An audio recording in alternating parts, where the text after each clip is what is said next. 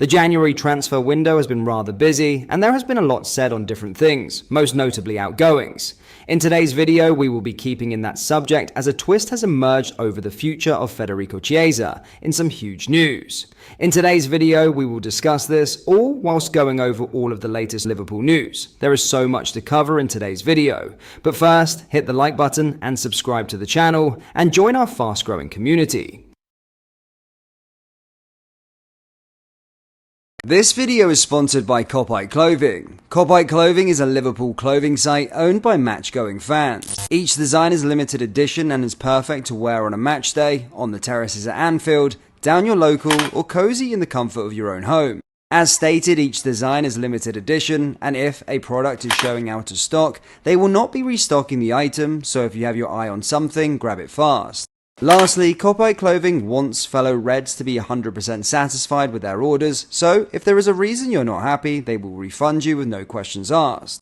Head over to clothing.com or down into the link in the description to get all of your Liverpool merchandise. Anyway, let's get back into today's video. Mohamed Salah has not only equalled Thierry Henry's all-time Premier League goal record, but his penalty against Man United saw him beat Luis Suarez's feat. Salah netted from the spot to briefly put Liverpool ahead in their 2-2 draw with Man United, scoring his 21st goal of the campaign in his 27th appearance. In doing so, he drew level with Arsenal Henry on 175 goals in the Premier League, the joint 7th most of any player in the competition's history. Alan Shearer, 260, Harry Kane, 213, Wayne Rooney, 208, Andy Cole, 187, Sergio Aguero, 184, and Frank Lampard, 177, are the only players to net more. With Salah averaging almost a goal a game in this season's Premier League, with 18 in his 19 appearances, he could realistically overtake Lampard, Aguero and Cole to become the all-time 4th best before the campaign is up. Salah's penalty at Anfield made it 31 goal involvements in the league already this season, 18 goals and 13 assists.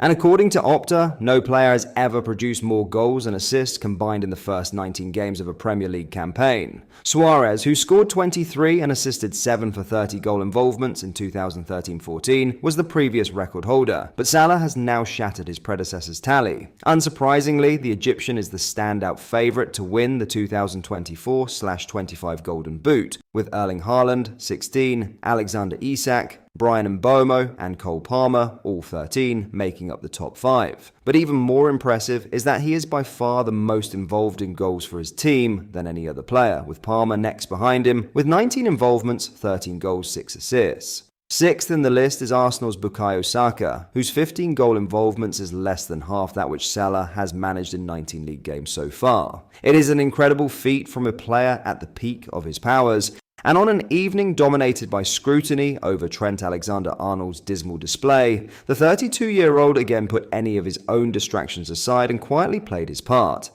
A banner unfurled in the Kop during the 2-2 draw, with United read, "FSG give Mo and Cove their dough." While there are doubts over not only whether Alexander-Arnold will stay, but whether he is worth the contract he will be seeking, there should be no such concerns over the record-breaking Salah.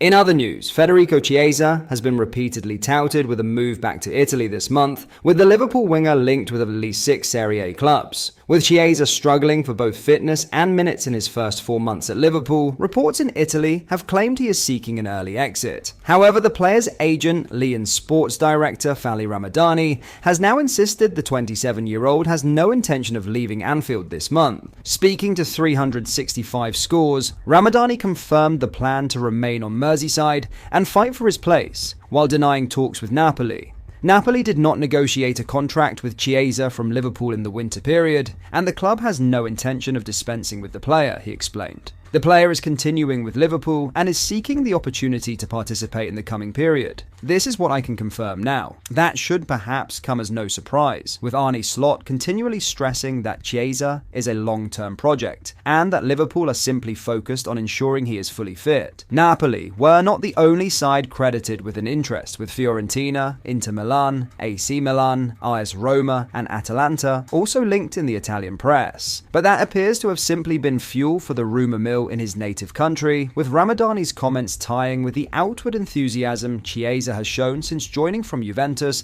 at the end of the summer transfer window.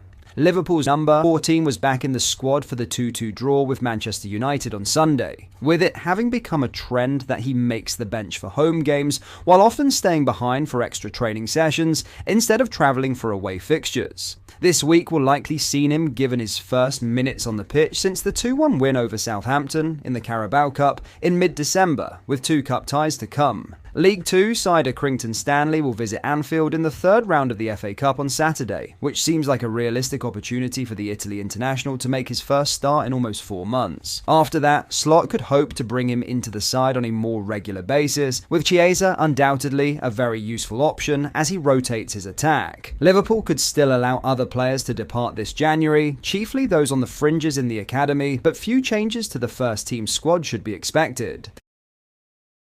Lastly, Virgil van Dijk was left furious with the way Liverpool conceded unacceptable goals versus Man United, but admitted it could have been worse than a 2-2 draw. Van Dijk was a standout performer for the Reds despite dropping 2 points at home to a struggling United side, but the same could not be said for his fellow defenders. While Ibrahima Konate fared well on his return from injury, both Andy Robertson and, in particular, Trent Alexander-Arnold were caught out in a disappointing draw. Speaking on the Premier League's international feed after the stalemate, Van Dijk said the goals conceded were unacceptable, but urged his teammates to take it on the chin. "Obviously, I think if you don't win, it's always an opportunity missed," he explained. "I think we have to be absolutely honest with each other. It could have been a lot worse if the last chance goes in. It was a game with a lot of emotions, 1-0 down, obviously a great comeback going 2-1 up, then you have to control the game much better. We were still sloppier than we were, losing the ball in difficult situations where we were more open. Then to concede the second one was very disappointing. How easy that went in.